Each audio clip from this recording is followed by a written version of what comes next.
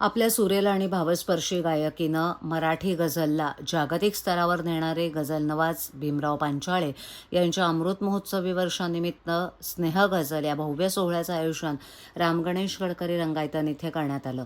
या सोहळ्यात राज्याचे परिवहन मंत्री प्रताप सरनाईक आणि प्रख्यात गायक पद्मश्री सुरेश वाडकर यांच्या हस्ते पांचाळे यांचा सन्मान करण्यात आला. या विशेष प्रसंगी गझलनवाज भीमराव पांचाळे आणि डॉक्टर भाग्यश्री पांचाळे यांनी मराठी आणि उर्दू गझलांची भावस्पर्शी स्नेह मैफिल सादर केली.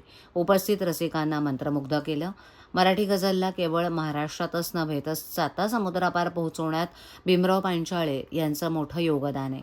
गझल सम्राट सुरेश भट यांच्यानंतर मराठी गझलला सुवर्णकाळ प्राप्त करून देण्याचं कार्य त्यांनी केलंय. गझल कार्यशाळा, मुशायरे आणि मैफिलींच्या माध्यमातून त्यांनी या कलेचा प्रसार मोठ्या प्रमाणावर केलाय. मराठी गझलला हक्काचं व्यासपीठ मिळावं यासाठी त्यांनी गझल सागर प्रतिष्ठानची स्थापना केली.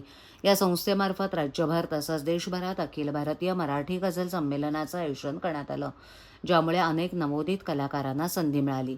भीमराव पांचाळे यांच्या अतुलनीय कार्याची दखल घेत राज्य आणि केंद्र शासनासह विविध संस्थांनी त्यांना सन्मानित केलंय. अलीकडेच महाराष्ट्र शासनानं त्यांना भारतरत्न लता मंगेशकर पुरस्कारानं गौरविलंय.